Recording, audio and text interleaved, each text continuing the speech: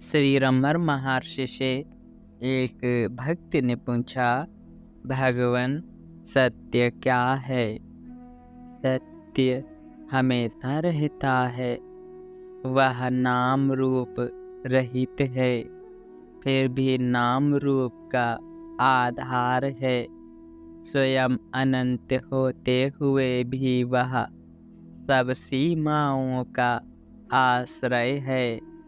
वह बंधन युक्त नहीं है और स्वयं सत्य होते हुए सब मिथ्या पदार्थों का आधार है। सत्य वह है जो है, वह जैसा है वैसा ही है। वह वाणी से परे है, वह सत असत इत्यादि शब्दों से व्यक्त होने वाले ख्यालों से भी परे है। आत्मा वह सत्य है जो पदार्थ विषयक ज्ञान के साथ अज्ञान के नष्ट होने पर शेष रहने वाली चेतना स्वरूप है। उस ब्रह्म स्वरूप आत्म चैतन्य में अज्ञान नहीं है, अर्थात पूर्ण ज्ञान स्वरूप ब्रह्म की सत्ता में अज्ञान अंधकार लेश मात्र भी नहीं है।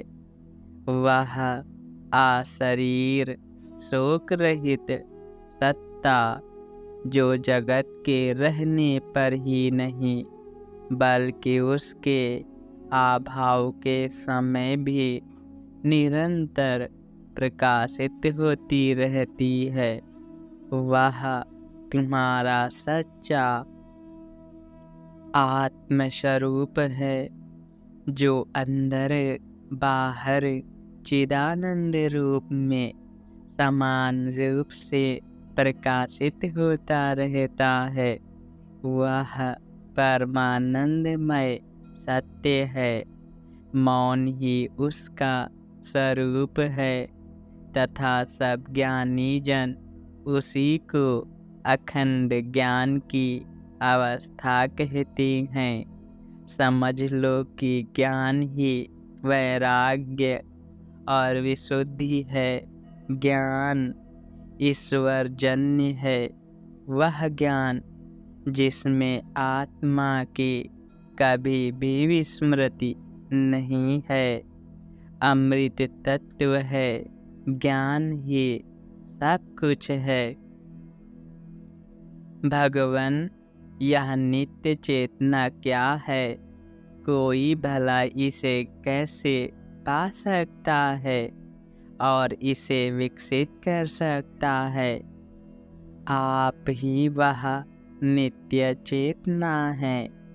नित्य चेतना आपका दूसरा नाम है, क्योंकि आप ही चैतन्य हो। उसे पाने की तथा विकसित करने की कोई भी आवश्यकता नहीं है। आपको केवल अनात्म पदार्थ विषयक चेतना का त्याग करना है। यदि मनुष्य अनात्म विषयक चेतना का त्याग करे तो केवल शुद्ध चेतना शेष रहती है और वही आत्मा है। भगवान, यदि चेतना ही आत्मा है तो मुझे इस समय उसका बोध क्यों नहीं है? क्योंकि द्वैत नहीं है। आपका वर्तमान ज्ञान अहंकार के कारण है, जो कि सापेक्ष ज्ञान है, जिसमें दृष्टा और दृश्य की आवश्यकता होती है। आत्मा की चेतना पूर्ण है, उसमें ज्ञेय वस्तु या दृश्य की आवश्यकता नहीं है। इस प्रकार स्मृति भी सापेक्ष है, जिसमें स्मरण करने वाले की तथा स्मरण करने योग्य वस्तु की आवश्यकता होती है। लेकिन जहाँ द्वैत नहीं है, तो भला कौन किसका स्मरण करे। आत्मा हमेशा ही विद्यमान रहती है। प्रत्येक व्यक्ति आत्मा को जानना चाहता है। अपने आप को जानने के लिए भला किस प्रकार की सहायता की आवश्यकता है। लोग आत्मा को किसी नवीन वस्तु की तरह देखना चाहते हैं, किंतु वह तो सनातन है और सदैव एक समान ही रहता है। वे उसे प्रकाश इत्यादि रूपों में देखना चाहते हैं। ऐसा भला कैसे हो सकता है। वह आत्मा ना तो प्रकाश है, ना अंधकार। वह जैसा है वैसा है। उसकी व्याख्या नहीं हो सकती। उसकी सर्वश्रेष्ठ व्याख्या यह है कि मैं हूँ, वह मैं हूँ।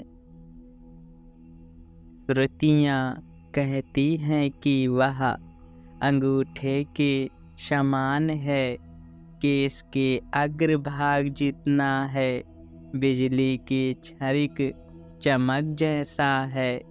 बड़े से बड़ा, सूक्ष्म से सूक्ष्म इत्यादि। लेकिन ये सारे वर्णन निराधार हैं। वह सत्य है, लेकिन सत्य असत्य से विलक्षण है। वह ज्ञान है, किंतु ज्ञान तथा अज्ञान से भिन्न है। उसकी व्याख्या कैसे की जा सकती है। वह तो केवल शुद्ध सत्ता है। भगवान, जब कोई अपनी आत्मा को देखता है तो वह क्या देखता है। वहाँ कुछ देखना नहीं है। देखना केवल होना है, जिसे हम आत्मा को देखना कहते हैं। उसमें कुछ नया प्राप्त नहीं करना है, या दूर स्थित किसी वस्तु को प्राप्त नहीं करना है, किंतु केवल वह होना है जो आप हमेशा हैं और हमेशा थे। करना सिर्फ इतना है कि असत्य को सत्य मानना छोड़ दिया जाए। हम सब असत्य को सत्य समझ बैठे हैं। हमें केवल इस आदत को छोड़ना है, तब हम आत्मा को आत्मा के रूप में जानेंगे। दूसरे शब्दों में, आत्मा बनिए। एक समय आएगा जब आप अपने आप पर हंसेंगे कि आप नित्य प्रकट आत्मा को खोजने का प्रयास कर रहे थे। इसलिए इस प्रश्न का क्या उत्तर दिया जाए। वह भूमिका दृष्टा दृश्य से परे है। वहाँ किसी पदार्थ को देखने वाला है ही नहीं। जो इस समय इन सब पदार्थों को देखता है, उसका अस्तित्व समाप्त हो जाता है।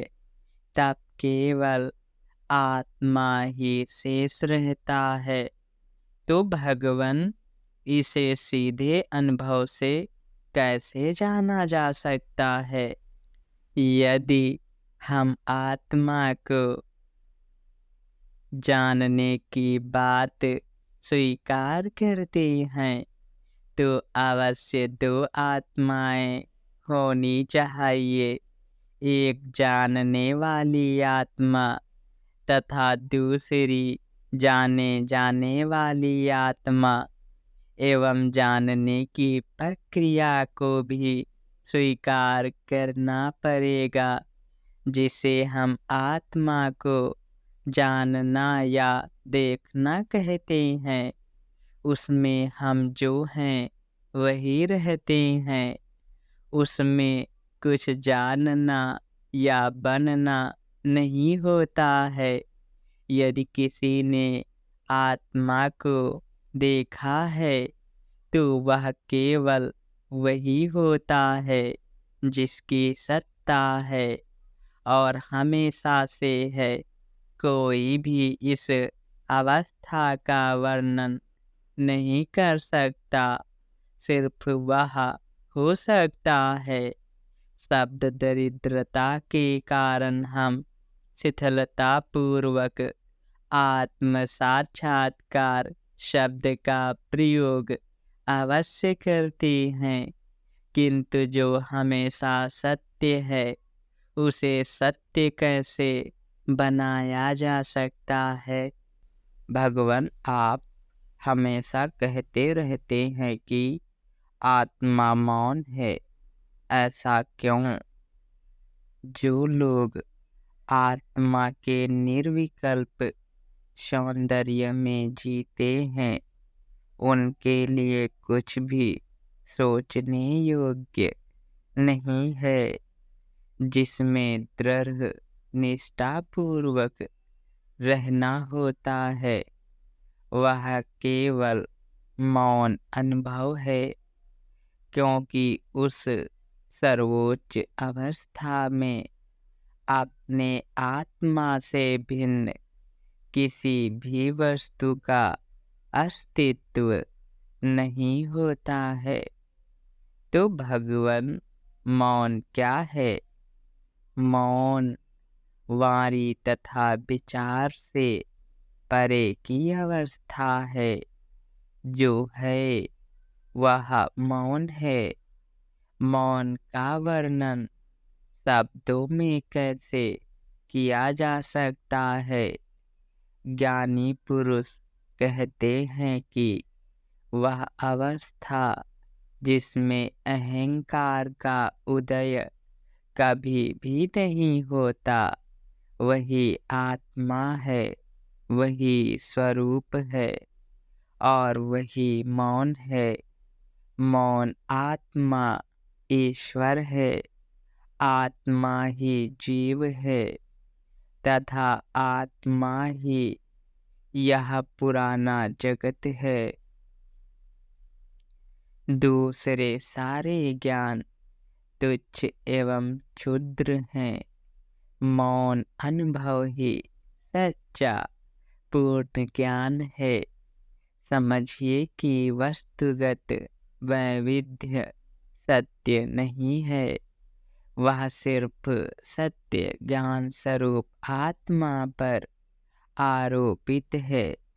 भगवान, चूंकि असंख्य शरीर तथा उन्हें जीवित रखने वाली असंख्य आत्माएं भी सर्वत्र विद्यमान हैं और वस्तुतः दिखता भी ऐसा ही है, तो आत्मा एक ही है, ऐसा कैसे कहा जा सकता है?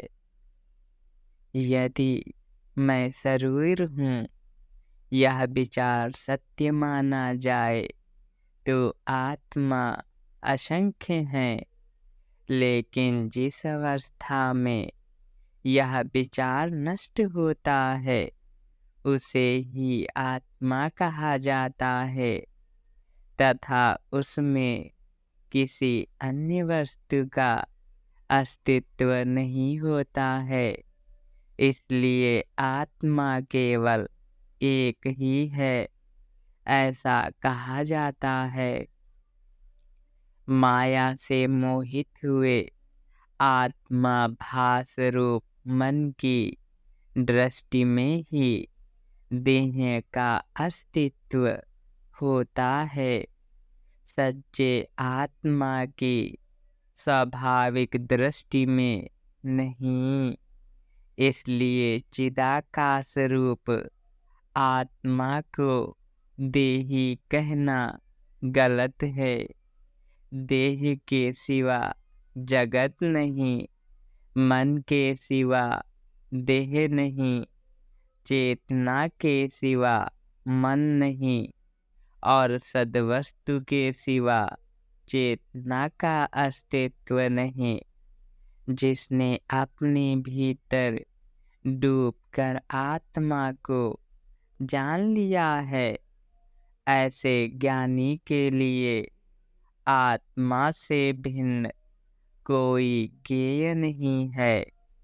क्योंकि जो अहंकार स्वयं को देह से एक रूप समझता है, वह नष्ट हो गया है। इसलिए वह निराकार सतचित्त स्वरूप है। ज्ञानी जानता है कि वह आत्मा है और आत्मा के सिवा देह या अन्य कोई वस्तु नहीं है। ऐसे ज्ञानी के लिए देह के रहने या न रहने से क्या फर्क पड़ता है। साक्षात्कार के विषय में बात करना गलत है। किसका साक्षात्कार करना है? जो सत्य है वह हमेशा ही वैसा रहता है। हम किसी नई चीज को उत्पन्न नहीं करते, ना ही कोई नई चीज प्राप्त करते हैं जो पहले हमारे पास नहीं थी। इस बात को धर्म ग्रंथों में एक उदाहरण देकर इस प्रकार समझाया गया है।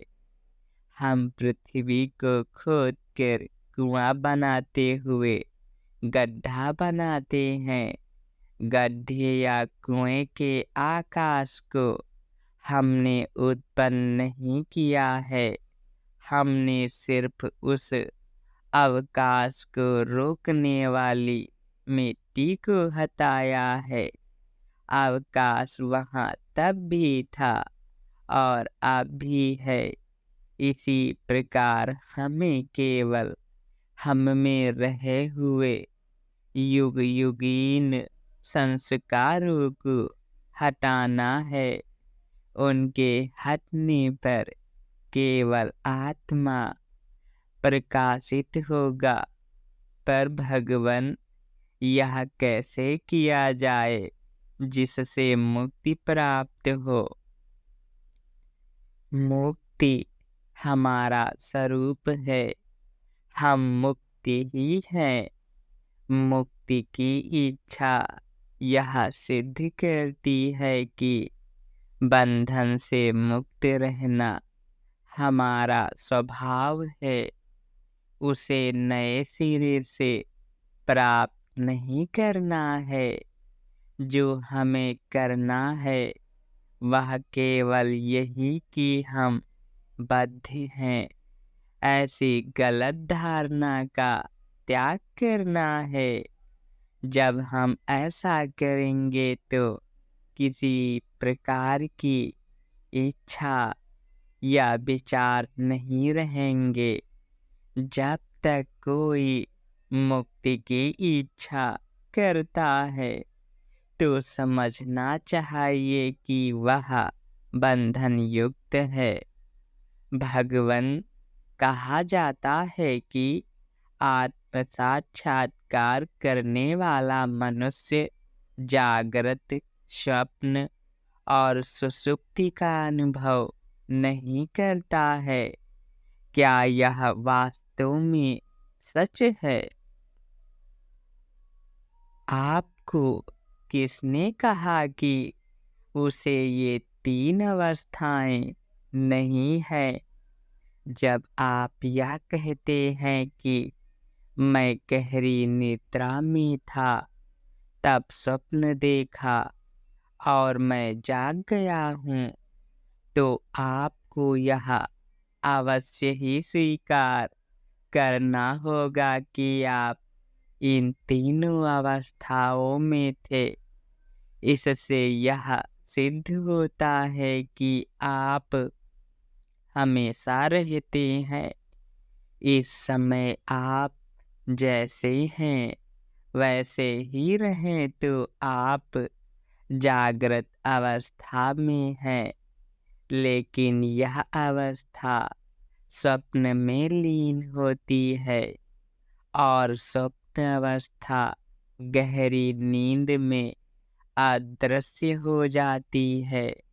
तब भी आप हैं, अब भी आप हैं, अर्थात आप हमेशा ही रहते हैं।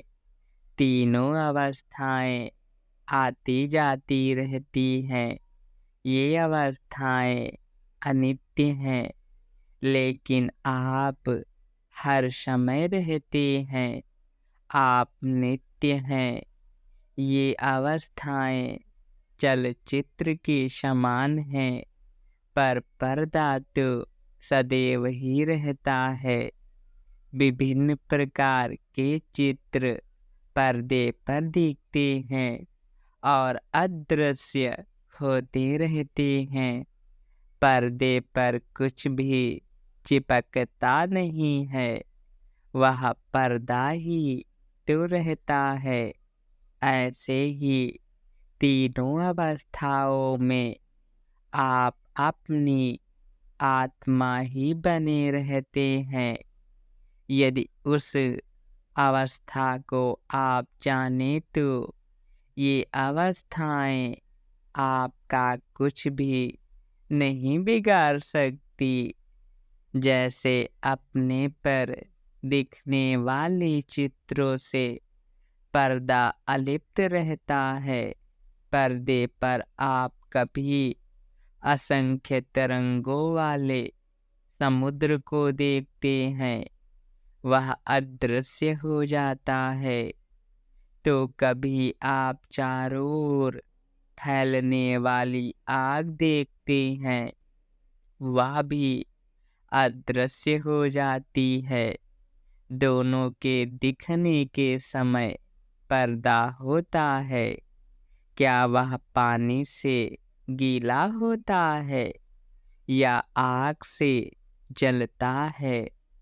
पर्दे को किसी ने भी प्रभावित नहीं किया। इसी तरह जागृत, स्वप्न और सुषुप्ति में जो भी होता है, उसका आप पर कोई भी असर नहीं होता है। आप सदैव अपनी आत्मा बने रहते हैं। भगवन, इसका यह अर्थ हुआ कि यद्यपि सबकी जागृत, स्वप्न, सुषुप्ति ये तीनों अवस्थाएं होती हैं, लेकिन उनका उस व्यक्ति पर कोई भी प्रभाव नहीं होता। हाँ, यह बिल्कुल सही है। ये अवस्थाएं आती हैं और चली जाती हैं। आत्मा जरा भी चिंतित नहीं होता। उसकी केवल एक अवस्था होती है। अर्थात भगवन, मनुष्य इस जगत में केवल साक्षी है। हाँ, ऐसा ही है। इसी तथ्य को समझाने के लिए विद्यारण्य ने पंचदर्शी के 10वें अध्याय में नाट्यगृह के दीप का उदाहरण दिया।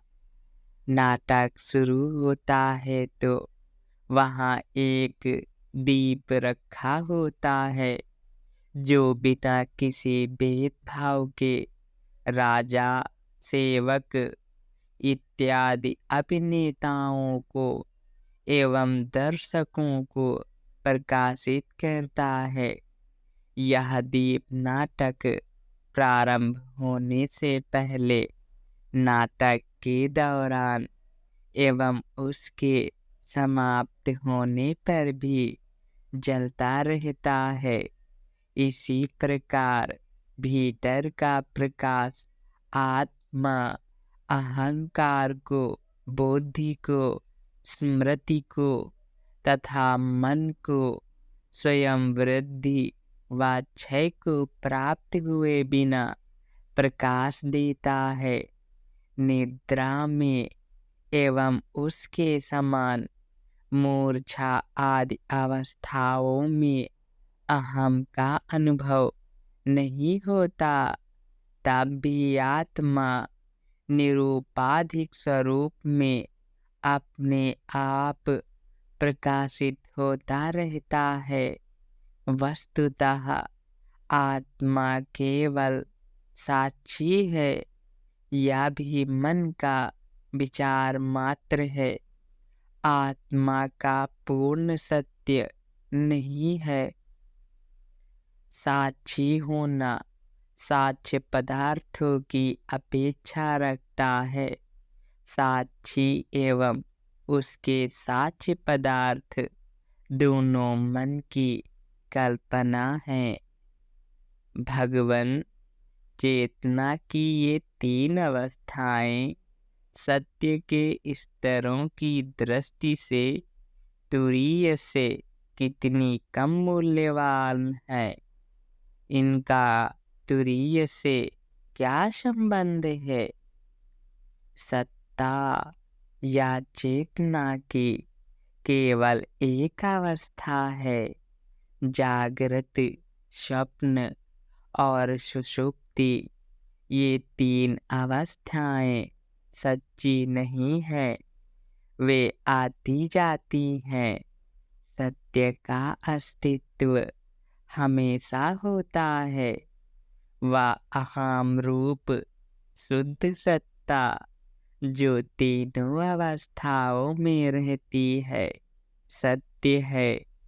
तीन अवस्थाएं सत्य नहीं है, इसलिए सत्य की दृष्टि से उनकी कोई मूल्यवत्ता नहीं है, यह कहना संभव नहीं है। इस तथ्य को हम मोटे तौर पर इस प्रकार प्रस्तुत कर सकते हैं। केवल सत्ता या चेतना सत्य है। चेतना तथा जागृत को मिलाकर हम जागृत कहते हैं। चेतना तथा स्वप्न को जोड़कर हम स्वप्न कहते हैं एवं चेतना तथा निद्रा को जोड़कर हम निद्रा कहते हैं। चेतना पर्दा है जिस पर सब चित्र आते जाते रहते हैं। पर्दा सत्य है। चित्र पर्दे पर दिखने वाली छाया मात्र है। दीर्घकालीन आदत के कारण हम इन तीन अवस्थाओं को सत्य मानते हैं। इसलिए चैतन्य की मूल अवस्था को चौथी कहते हैं। वस्तुतः चौथी अवस्था नहीं है, केवल एक ही अवस्था है। स्वप्न और जागृत में कोई अंतर नहीं, सिवा इसके कि स्वप्न अल्पकालीन है और जागृत दीर्घकालीन। दोनों मन के परिणाम हैं। क्योंकि जागृत अवस्था लंबी है, हम सोचते हैं कि वह हमारी सच्ची अवस्था है, लेकिन वास्तव में हमारी सच्ची अवस्था तुरीय है, जो हमेशा एक सी रहती है और जागृत, स्वप्न तथा सुषुप्ति के बारे में कुछ नहीं जानते, क्योंकि हम इन तीनों को अवस्था कहते हैं। तुरीय को भी अवस्था कहते हैं, किंतु वह अवस्था नहीं है, आत्मा का सहज स्वरूप है। जब हम इस तथ्य को जान लेते हैं, तब हमें पता चलता है कि वह तुरीय या चौथी अवस्था नहीं है, क्योंकि तीन की अपेक्षा से ही चौथी कहा जाता है। जबकि आत्मा सदा एक रूप है, इसलिए तुरीयातीत अथवा परम स्थिति का ही अस्तित्व है। पर भगवान आत्मा के पर्दे पर या परम स्थिति में ये तीन अवस्थाएं क्यों आती जाती रहती हैं? कौन यह प्रश्न पूछता है? क्या आत्मा यह कहता है कि ये तीन अवस्थाएं आती जाती हैं? यह तो दृष्टा है जो कहता है कि ये अवस्थाएं आती जाती हैं। दृष्टा और दृश्य मिलकर मन बनता है। ढूंढिए कि मन जैसी कोई वस्तु है या नहीं। इस प्रकार खोज करने पर मन आत्मा में लीन हो जाता है और तब ना दृष्टा रहता है और ना ही दृश्य।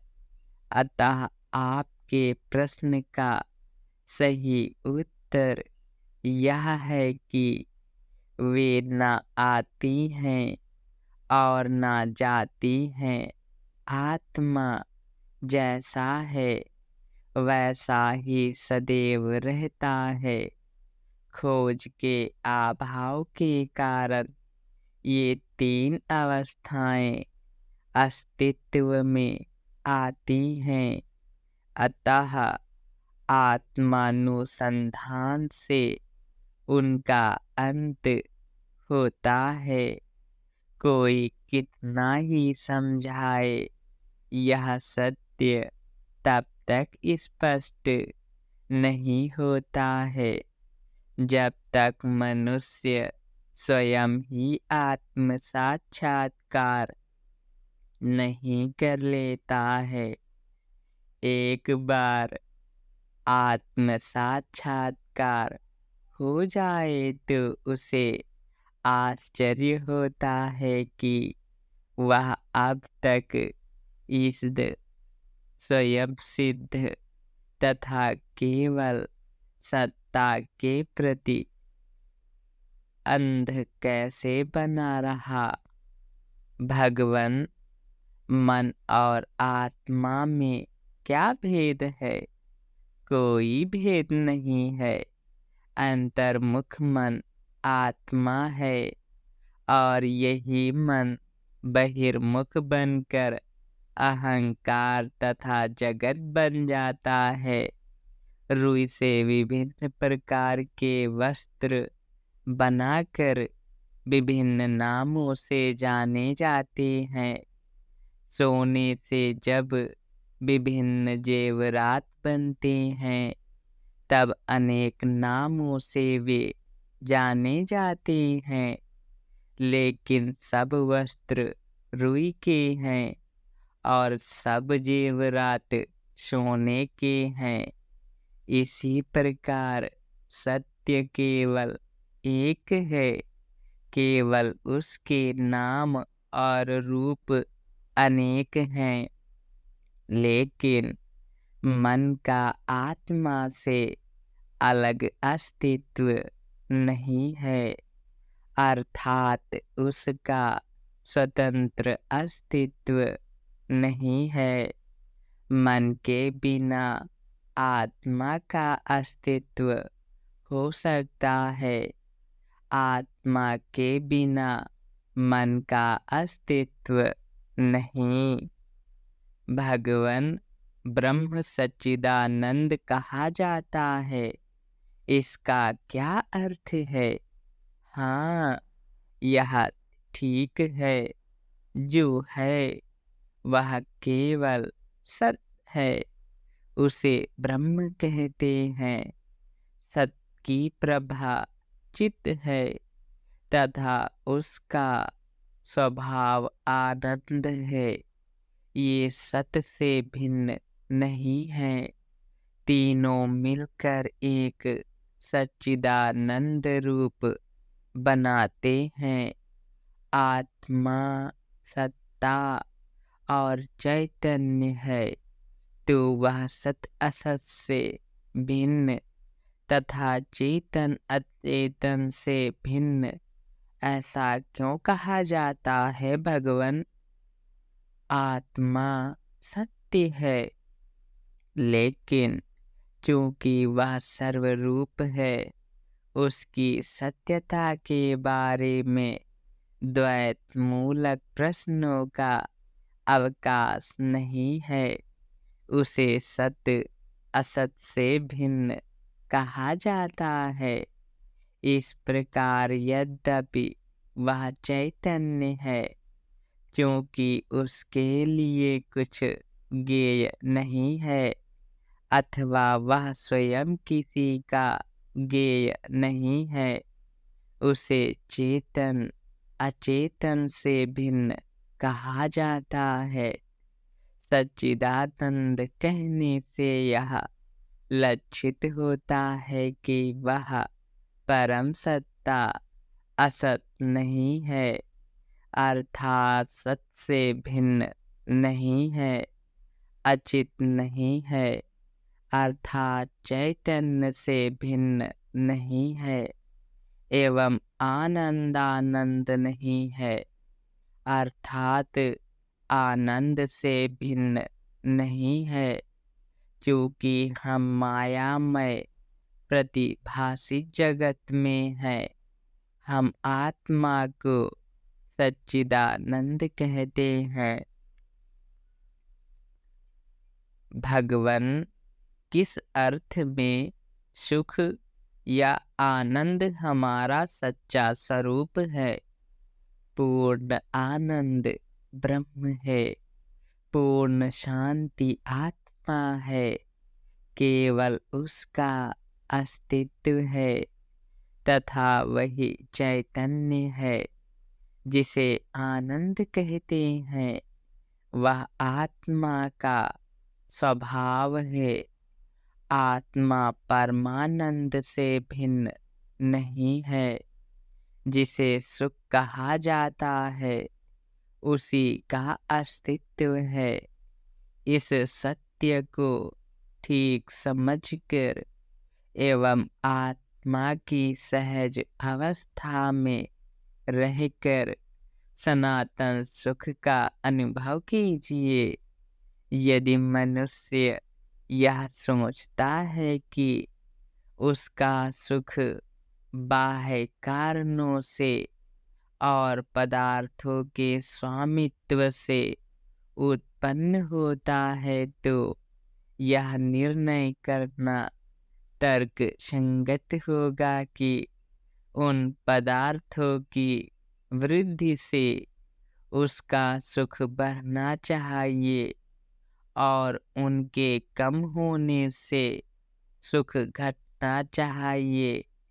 इसलिए जब उसके पास कुछ भी नहीं होता तो उसका सुख पूर्ण रूप से समाप्त हो जाना चाहिए। लेकिन मनुष्य का वास्तविक अनुभव क्या है? क्या वह इस निर्णय के अनुरूप है? गहरी नींद में मनुष्य के पास कुछ भी नहीं होता, यहाँ तक शरीर भी नहीं होता, तब दुखी होने के बजाय वह पूर्ण रूप से सुखी होता है। प्रत्येक मनुष्य गहरी निद्रा चाहता है। निष्कर्ष यह है कि आनंद मनुष्य में ही निहित है और बाह्य कारणों से या उपकारणों से उत्पन्न नहीं होता। अमिश्रित शुद्ध आनंद के खजाने को खोलने के लिए मनुष्य को आत्म साक्षात्कार अवश्य करना चाहिए। हरि ओम तत्सत।